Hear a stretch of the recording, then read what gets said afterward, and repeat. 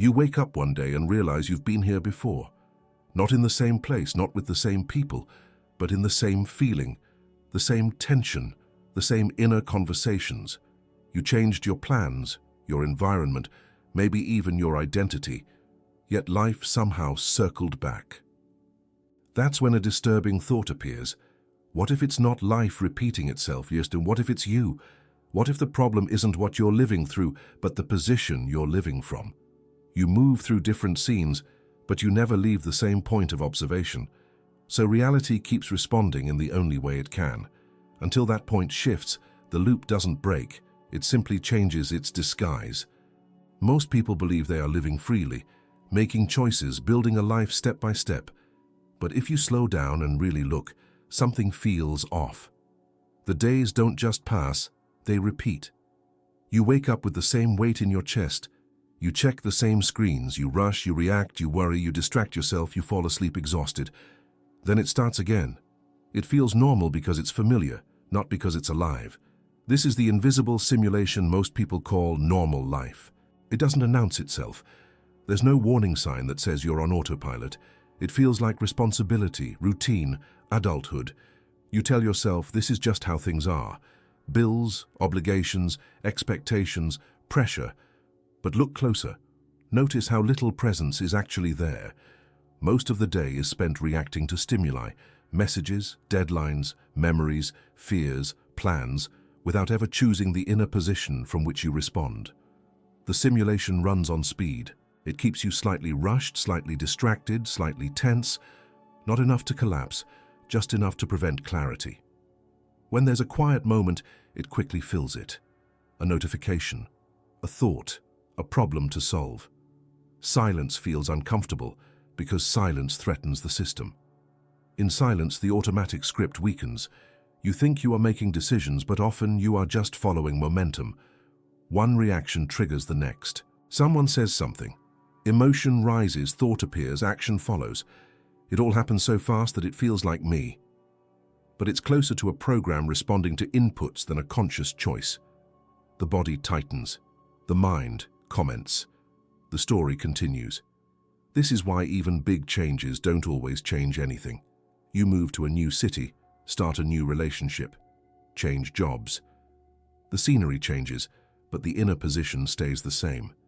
The same emotional patterns reappear, the same frustrations, the same sense of being slightly trapped, even when things look fine from the outside. The simulation doesn't depend on place, it depends on where you're observing from. Normal life rewards reactivity. If you react fast, you're seen as engaged. If you worry, you're responsible. If you're stressed, you're productive. Calm observation looks like laziness. Stillness looks like weakness. So you stay busy, not because you want to, but because stopping feels dangerous. The system teaches you to equate motion with meaning. Over time, this constant reaction creates exhaustion. Not the tiredness that sleep fixes, but a deeper fatigue. A sense that life is heavy, that everything requires effort, that even small things feel loaded. You might think you're tired of life itself, but often you're tired of carrying it all as if it were who you are. In the simulation, every role sticks to you. Worker, parent, partner, problem solver, achiever. Even your pain becomes a role. You don't just feel anxious, you are an anxious person. You don't experience stress. You are someone under pressure. Identity hardens around temporary states. The more you identify, the heavier everything becomes. And because this feels normal, it rarely gets questioned. You assume this is adulthood, this is reality, this is just how the world works. But notice how little space there is between what happens and how you respond. Notice how rare it is to simply see a thought without following it, or feel an emotion without becoming it. The simulation thrives in that lack of space. It doesn't need to control your circumstances. It only needs to keep you identified. Identified with thought, identified with emotion, identified with the character who is always inside the situation instead of aware of it. As long as that identification stays intact, the loop keeps running smoothly. This is why distraction is so effective. Not because it's pleasurable, but because it keeps you from noticing. The moment you slow down enough to observe your inner mechanics, cracks appear. You begin to see how automatic so much of your day really is, how often you are not actually present, and that realization can feel unsettling at first, because if this isn't fully you, then what is? If these reactions are learned, repeated, conditioned, where do you stand in all of this? The simulation feels safe because it's known. Questioning it feels risky because it asks you to look at something you were never taught to look at. The real issue is not that life is demanding, it's that you've been living it from inside the script, mistaking the script for yourself. And as long as that confusion remains, every attempt to change the surface will eventually fold back into the same pattern. This is where the cycle tightens. Not because you think too much, but because you've learned to believe that the voice in your head is who you are, and that silent mistake is what keeps the loop intact. There is a mistake so subtle that almost everyone makes it without ever realizing. It doesn't feel like an error. It feels like identity. From an early age, you are taught to listen to your thoughts, follow them, trust them, explain yourself through them. Over time, a quiet assumption forms. This voice is me. And once that belief settles in, the cycle becomes almost impossible to see from the inside. Thoughts arise automatically. You didn't choose the next one you'll have. It appears, comments, judges, predicts, remembers. Yet the moment it appears, you step into it. You wear it. You speak from it. The mind says, "I'm tired," and suddenly you are tired in a deeper way than the body ever was. The mind says, "This is a problem," and the body tightens before anything has actually happened.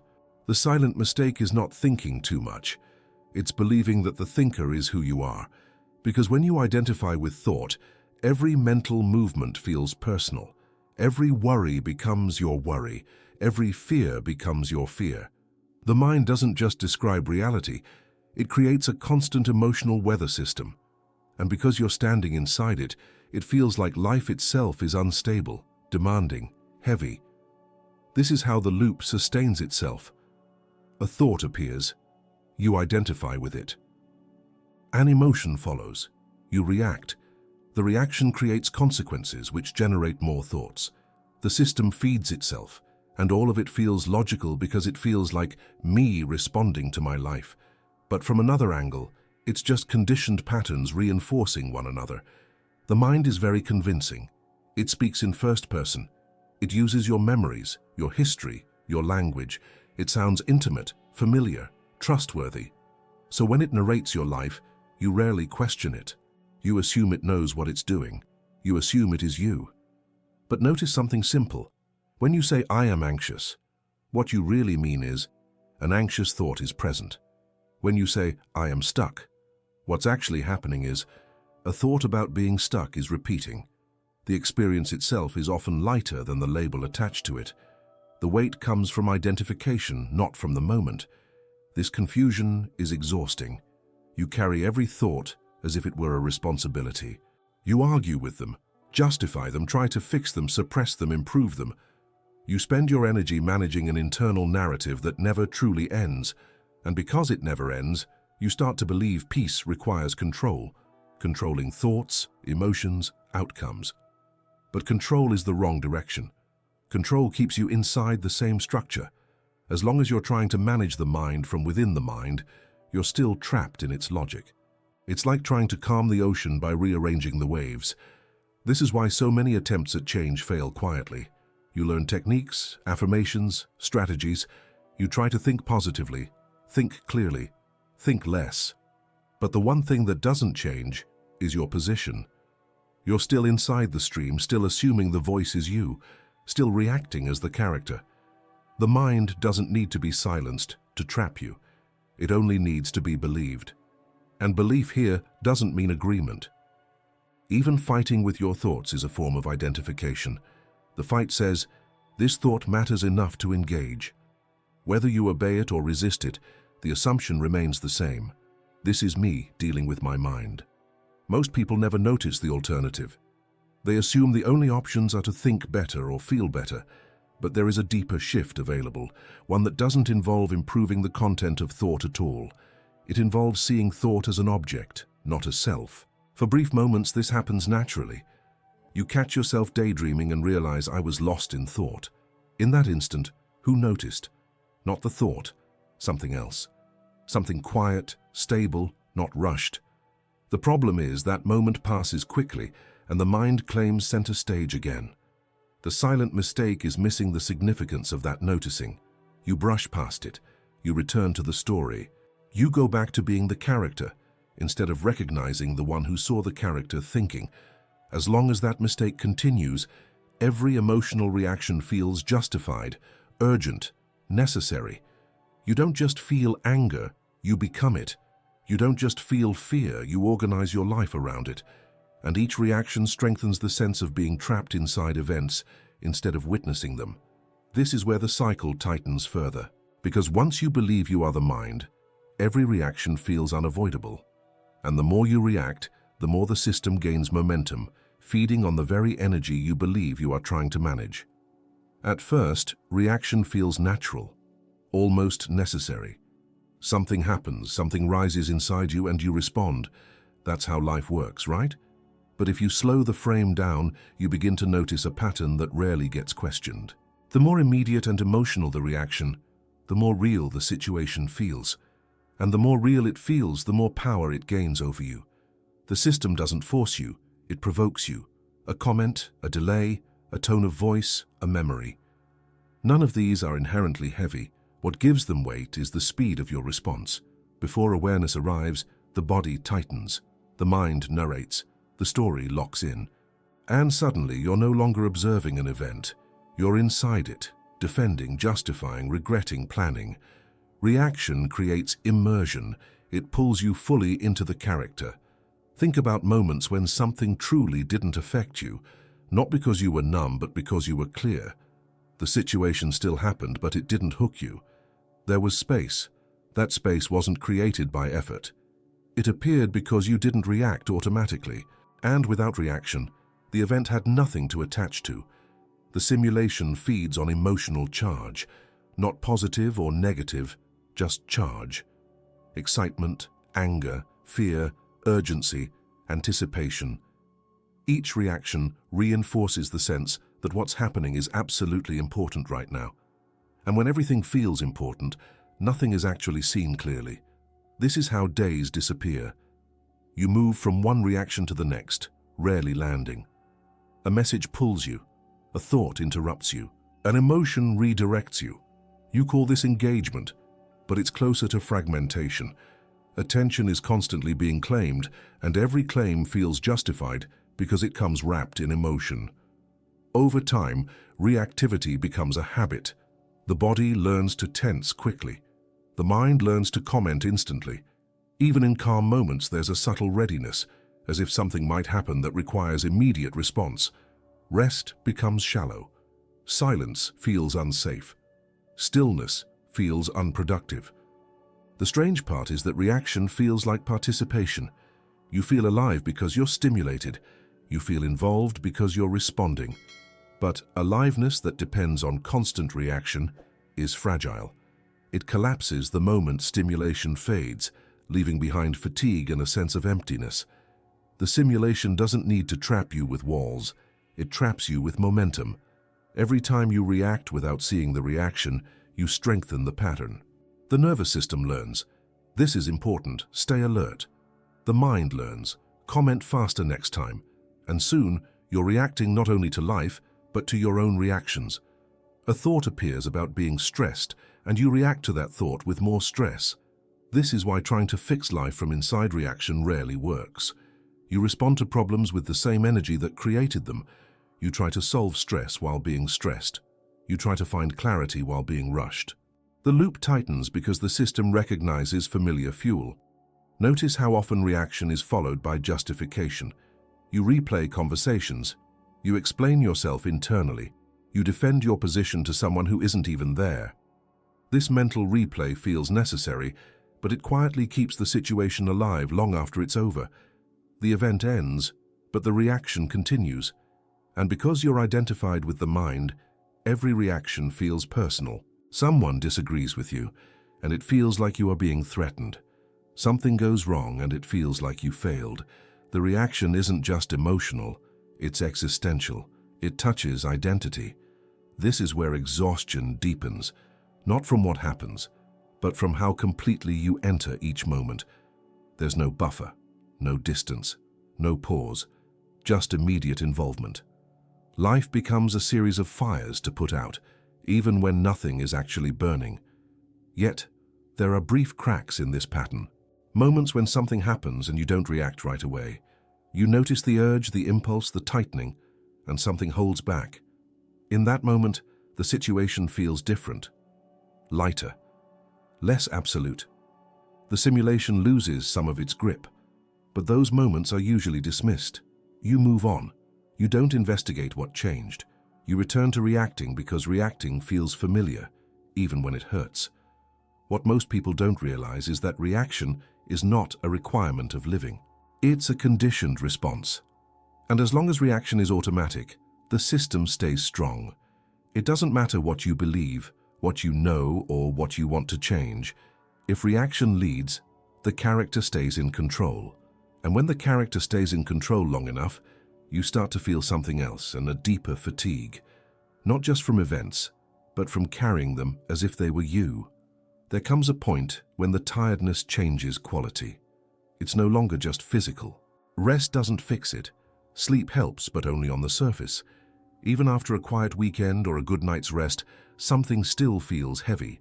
Life itself starts to feel demanding, as if simply existing requires effort. But look closely. Life isn't actually heavier than before. What's heavier is how much of it you're carrying as you.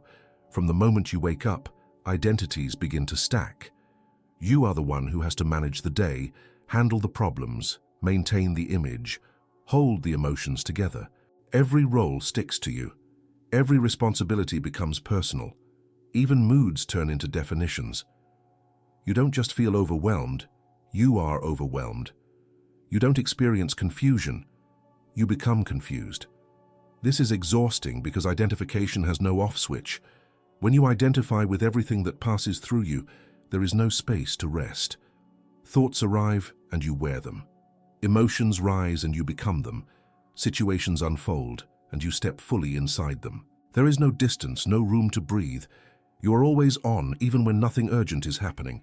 This is why silence feels uncomfortable for so many people. In silence, there is nothing to identify with, no role to play, no problem to solve, no narrative to maintain.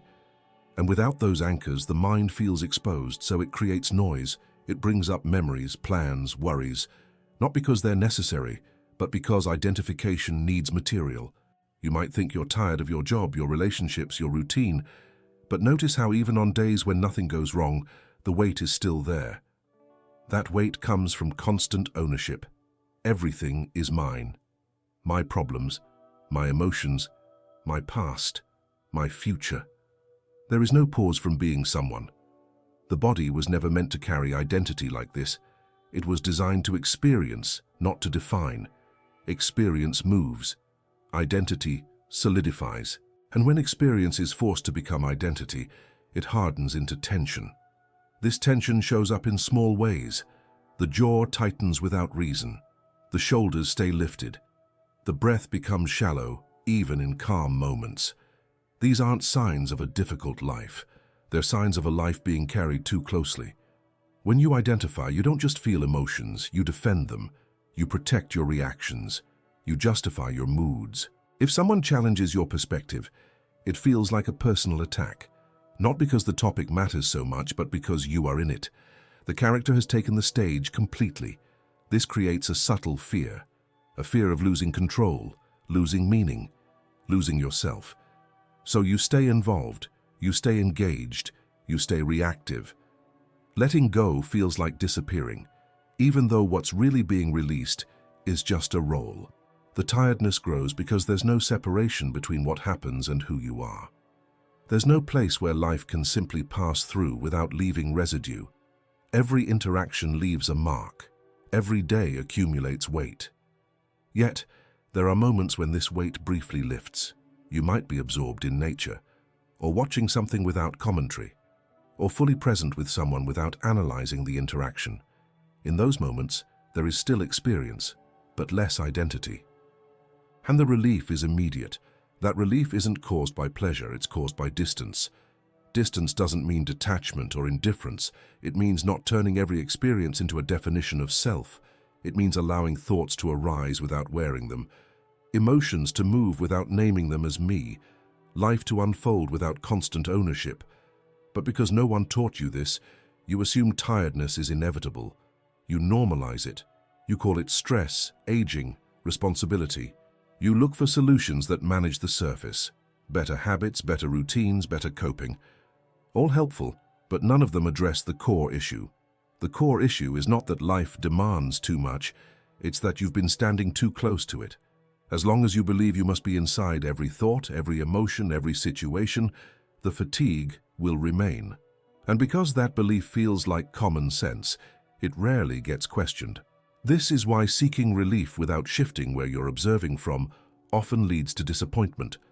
You gather insights, tools, explanations, but you carry them as another identity, another thing to manage, another role to maintain. And slowly, without noticing, the search itself becomes part of the same pattern. At some point, you start looking for answers, not casually, but with urgency. You read, you watch, you listen. You recognize yourself in descriptions of patterns and behaviors. You nod along thinking, this explains me. For a moment, there is hope. If you understand enough, something will shift. But often, nothing really does. The words resonate, yet your life keeps moving along the same tracks. The same emotional reactions show up. The same tensions return, and quietly confusion grows. Why do I know so much, but feel so little change? The danger isn't that you're seeking answers. The danger is where you're seeking them from. Most searching happens from inside the same position that created the problem. The mind looks for solutions to the mind. The character looks for ways to improve the character, and every new insight becomes another object to hold, analyze, compare, or even identify with. Knowledge begins to stack. Concepts replace concepts. You learn new language for old patterns. Instead of being anxious, you're working through something. Instead of being reactive, you're processing emotions. The labels change, but the inner position stays the same. This creates a subtle illusion of progress. You feel engaged, informed, evolving. But engagement isn't transformation. Information doesn't equal freedom. And insight, when filtered through the same point of observation, becomes just another layer of the simulation. The mind is especially skilled at turning understanding into identity. I'm someone who's self-aware. I'm on a path. I've done the work. These thoughts feel empowering, but they quietly reinforce the sense of being a character who is trying to get somewhere. And as long as you're trying to get somewhere, you're still standing in the same place. You might notice this when something triggers you unexpectedly. Despite everything you've learned, the reaction is immediate. The body tightens. The story activates. The old emotion takes over. And afterward, there's frustration. I should know better by now. But knowing better isn't the same as seeing differently. The search for answers often becomes a way to avoid something simpler and more uncomfortable. Noticing your own position. It's easier to consume content than to sit with direct experience. Easier to think about change than to observe what's happening right now without interference. So the search continues. One more video, one more explanation, one more framework. Each promising clarity, each offering language, each feeding the hope that the next insight will finally unlock something. And all the while, the point of observation remains untouched. This is why practices sometimes turn into performances. You meditate to achieve calm. You reflect to fix yourself. You observe emotions in order to get rid of them. The observer is still secretly trying to control the outcome. The character is still in charge, just wearing spiritual or psychological clothing. There is nothing wrong with learning. But learning without shifting perspective strengthens the very structure you're trying to move beyond. The mind becomes more sophisticated, more articulate, more convincing. And because it now speaks in the language of awareness, it becomes even harder to see through. The system doesn't resist change by blocking information. It welcomes it, it absorbs it, it turns it into identity. This is why moments of genuine clarity are often simple, even anticlimactic. They don't come from accumulation. They come from subtraction. Not adding another idea, but noticing what's already here when you stop chasing. Sometimes in the middle of seeking, there's a brief pause, a moment where you realize you're not thinking. You're aware of thinking. The search stops for a second. There's no question, no answer, just presence. And in that moment, something feels different, lighter, more open. But because it doesn't feel like an achievement, it's easy to overlook. The mind quickly returns to seeking, assuming the pause wasn't enough. It wants something it can hold, something it can repeat, something it can turn into a method. And so the search resumes, driven by the same restlessness that started it. What's rarely questioned is whether the answers you're looking for are actually meant to be added at all. Whether the real shift isn't in what you know, but in where you're standing while knowing. As long as observation is happening from inside the character, every answer reinforces the loop. The character becomes more informed, more refined, more self-aware, but still trapped in the same position. And until that position itself is seen, even the most accurate insight becomes just another voice in the system. There is a moment that doesn't announce itself. No dramatic shift, no surge of emotion. It's so quiet that most people miss it completely. And yet, it's the first place where the system shows a flaw. It happens in the smallest gap. A thought ends, and for a fraction of a second, nothing replaces it. No commentary, no reaction, just a subtle openness. The body is still there. The room is still there. Life hasn't stopped. But the usual inner noise is absent. Most people rush past this moment. The mind quickly fills the space with another thought, another concern, another plan. It feels almost automatic, as if silence were a mistake that needs to be corrected. But if you catch that gap, even briefly, something important becomes visible. In that silence, there is no character. There is experience, but no one commenting on it. No label, no story, no sense of me dealing with this. And strangely, nothing is missing. The world continues without effort.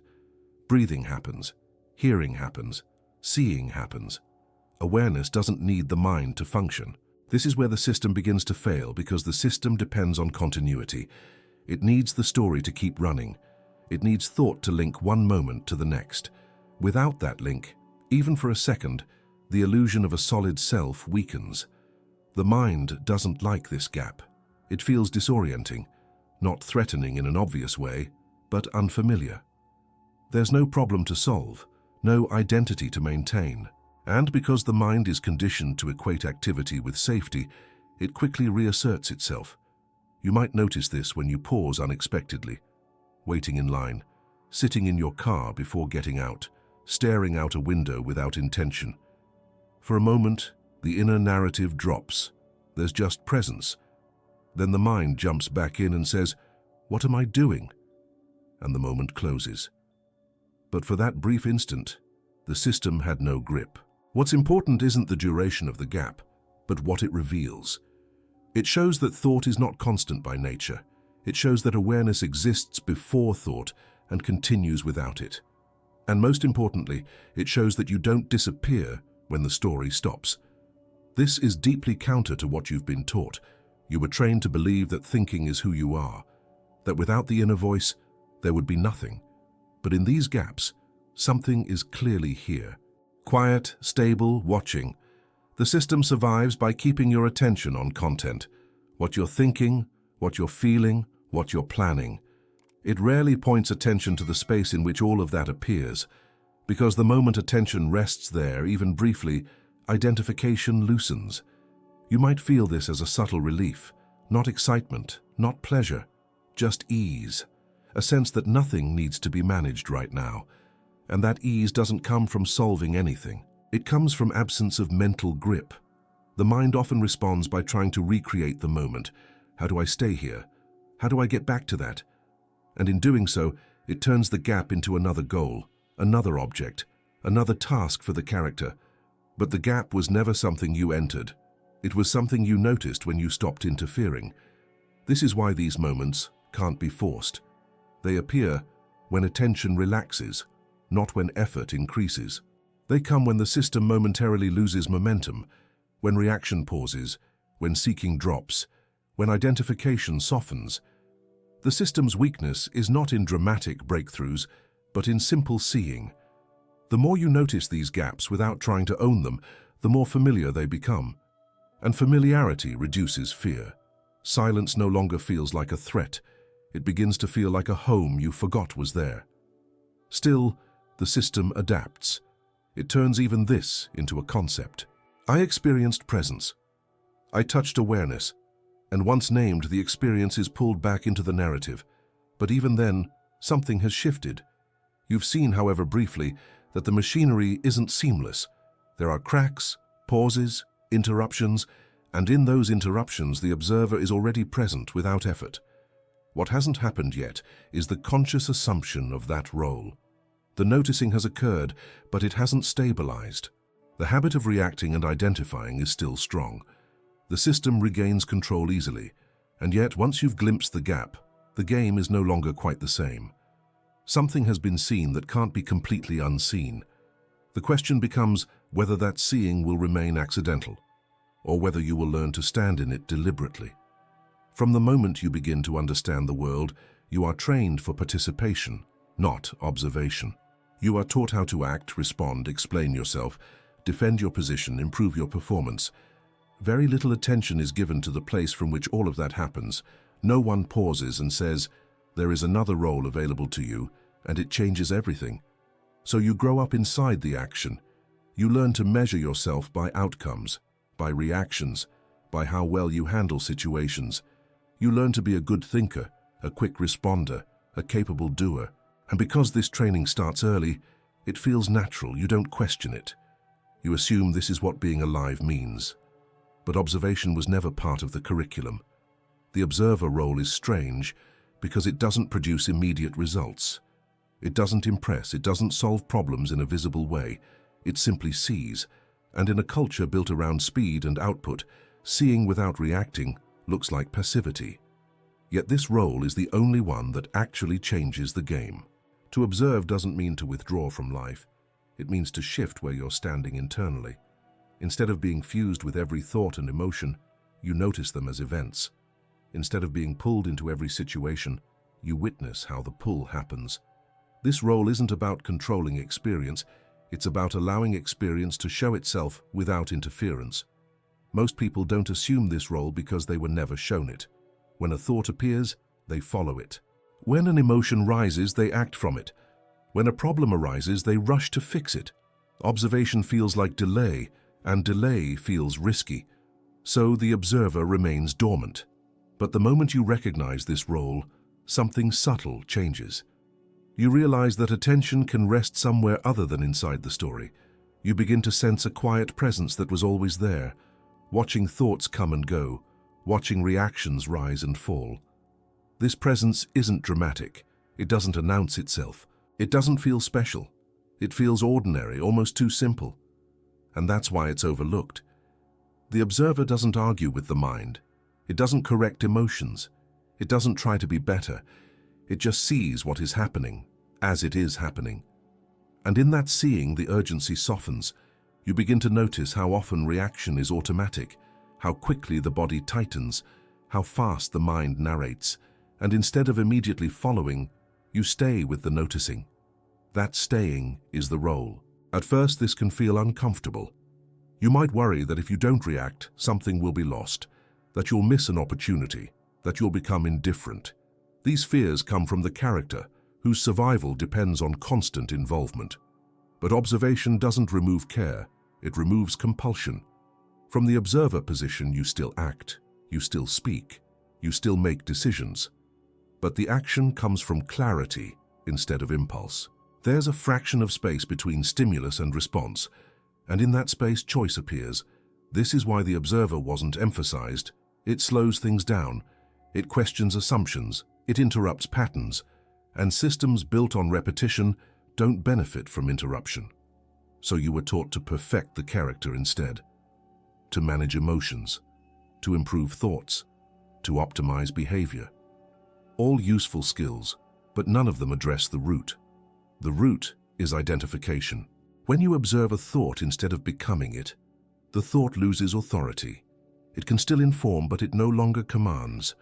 When you observe an emotion instead of merging with it, the emotion moves naturally. It doesn't need to be suppressed or expressed forcefully. The observer role doesn't make you superior to experience.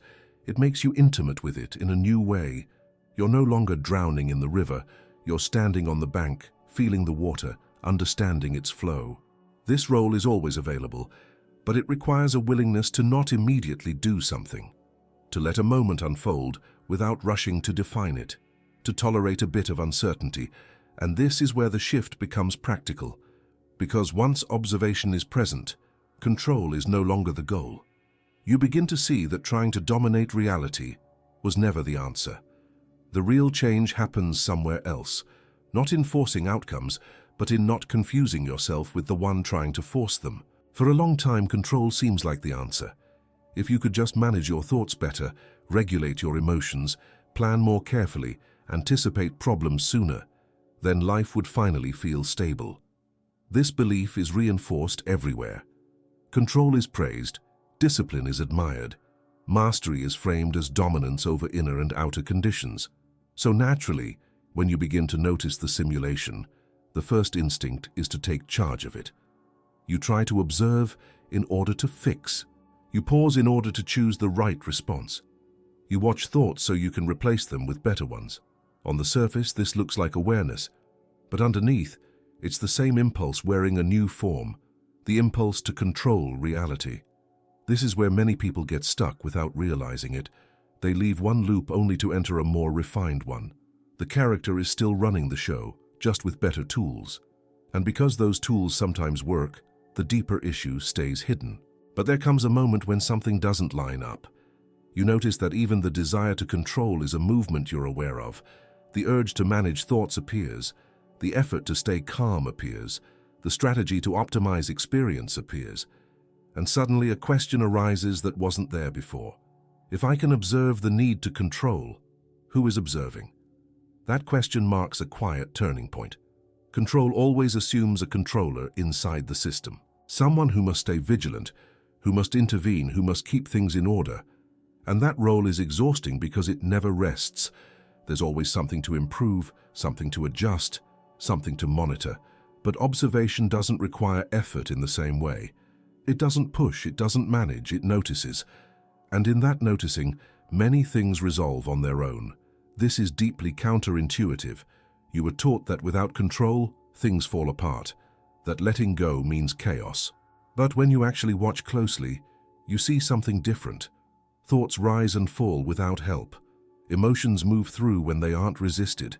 Situations unfold whether you micromanage them or not. Control gives the illusion of safety. Observation reveals a deeper stability. The turning point happens when you stop trying to change what appears and start noticing what doesn't change. Experiences shift constantly. Moods fluctuate. Thoughts contradict each other, but the awareness of them remains consistent, quiet, unaffected. And the more you rest there, the less compelled you feel to interfere. This doesn't mean passivity.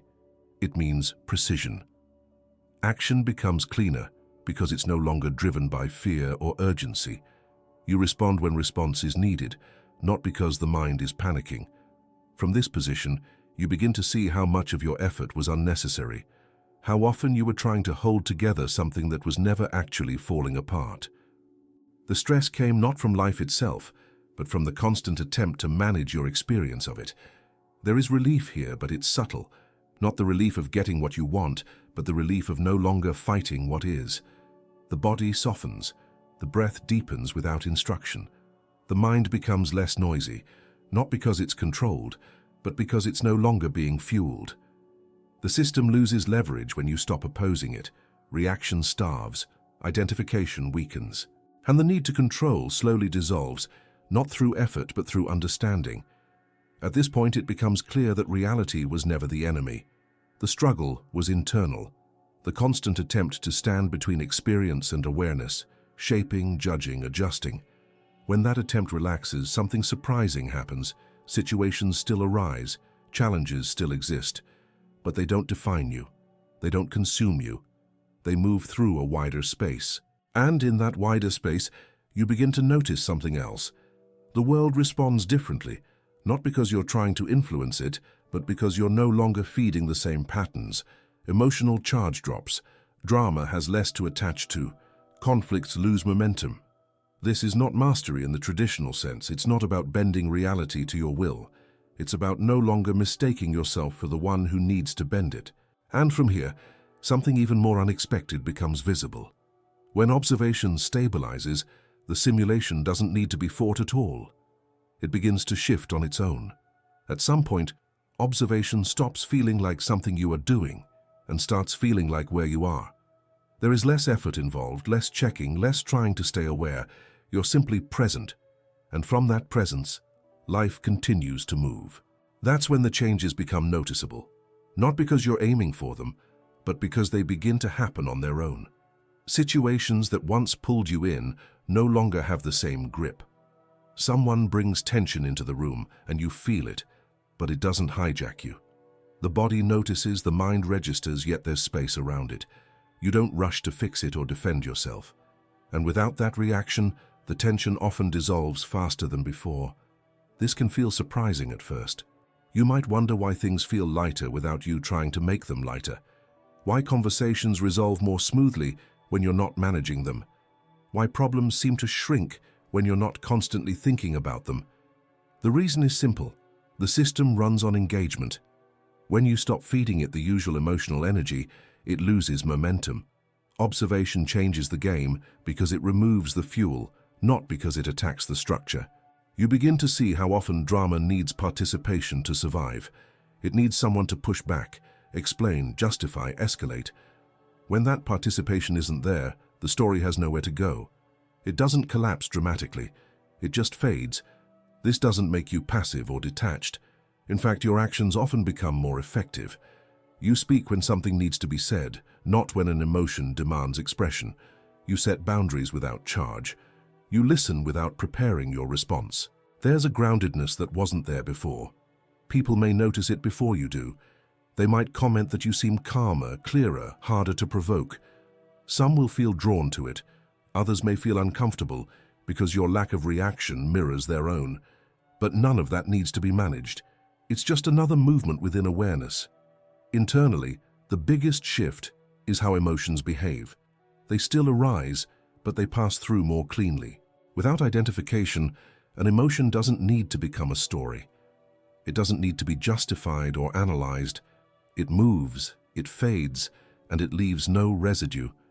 This alone changes how the past lives inside you. Memories lose their emotional charge. You can remember without reliving. The body no longer reacts as if the past is happening again. And without that reactivation, the future feels less threatening.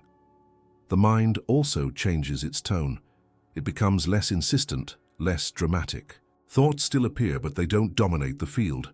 They're more like suggestions than commands. You can listen without obeying. None of this requires effort. In fact, effort tends to interrupt it. The moment you try to maintain observation, the character sneaks back in, trying to do awareness correctly. But when observation is natural, there's no manager overseeing it. This is why the game changes by itself. You're no longer trying to manipulate outcomes, so outcomes aren't charged with personal meaning. Success doesn't inflate you. Failure doesn't define you. Both are events, not identities. Because of this, decisions become simpler. You don't overthink as much, not because you suppress thought, but because thought doesn't feel as urgent. You act from clarity instead of pressure. And clarity tends to choose what's necessary, not what's dramatic. The system depends on your identification to stay rigid. When identification loosens, flexibility returns. New responses appear where old reactions used to be, and these responses aren't calculated. They're intuitive, timely, appropriate. This is also where compassion deepens without effort. When you see your own patterns clearly, you recognize them in others. You understand that most behavior is driven by unconscious reaction. That understanding softens judgment, not through moral effort, but through recognition. Yet there is a subtle challenge here. As life becomes smoother, the temptation to drift back into unconsciousness appears. Comfort can dull attention. The mind may say, "This is good enough. No need to look any deeper." And slowly, without noticing, old habits can begin to return, not as intensely, but quietly. Reaction sneaks in. Identification tightens just a bit. The system looks for new ways to re-establish itself. This is why observation isn't a one-time realization. It's a living position. It requires honesty, not discipline. The honesty to notice when you've slipped back into the character without turning that into a problem. Because the moment you judge the slip, the game tries to pull you back in. What matters is not perfection, but noticing. Again and again. Noticing when you're present. Noticing when you're lost. Both are seen from the same place. And as this stabilizes, another realization begins to surface. Staying unconscious no longer feels neutral. It starts to carry a cost. There is a stage where unconsciousness is no longer harmless. Early on, being lost in reaction feels normal. You don't know there's another way to live, so the patterns don't raise questions. Stress, conflict, exhaustion, they seem like part of the deal. But once you've seen the alternative, even briefly, going back carries a different weight. Ignorance stops being neutral. When awareness has touched your experience, you can no longer fully believe the old story. You might slip back into it, but something inside knows. You feel the contraction sooner. You sense the identification as it happens, and because of that, remaining unconscious begins to hurt in a deeper way. The cost doesn't arrive dramatically. It accumulates. You notice it in relationships first. The same misunderstandings keep repeating, but now you see how unnecessary they are. You see the moment where a pause could have changed everything, yet reaction took over. Afterward, there's not just regret. There's a quiet sadness, not toward the other person, but toward the missed clarity. In the body, the cost shows up as tension that no longer feels inevitable. You recognize how much of it is optional, how often it's fueled by mental resistance rather than circumstance. When you ignore that, the tension lingers longer. It settles deeper. What once passed now stays. Purpose is affected too, not in the sense of losing motivation, but in losing alignment. You might keep doing the same things, achieving the same outcomes, yet something feels off. Actions taken from unconsciousness feel hollow once you've tasted presence. They work, but they don't satisfy. This is where many people try to numb themselves again. Distraction becomes more attractive. Busyness increases. Anything to avoid feeling the friction between what you know is possible and how you're actually living. But numbing requires energy. And that energy is taken from vitality. The mind may argue that this awareness is a burden, that life was easier before you noticed. And in a way it was simpler, but simpler doesn't mean truer. The discomfort now isn't punishment, it's feedback. Awareness introduces responsibility, not as a moral duty, but as a natural consequence. When you see, you can't unsee. When you notice your reactions forming, participating in them blindly feels like betrayal, not of an ideal, but of your own clarity. This is why repeating old patterns begins to corrode rather than just frustrate. You're no longer just suffering events. You're suffering the gap between what you're capable of seeing and what you're choosing to ignore. Over time, this gap affects how you relate to yourself. Self-trust weakens when you consistently abandon awareness. You sense when you're acting from habit instead of presence, and each time you overlook that, something tightens inside. It's subtle, but cumulative. Remaining unconscious now has a price because it drains meaning. Not meaning as an idea, but as a felt sense. Life becomes efficient but flat, active but uninspired, full but strangely empty.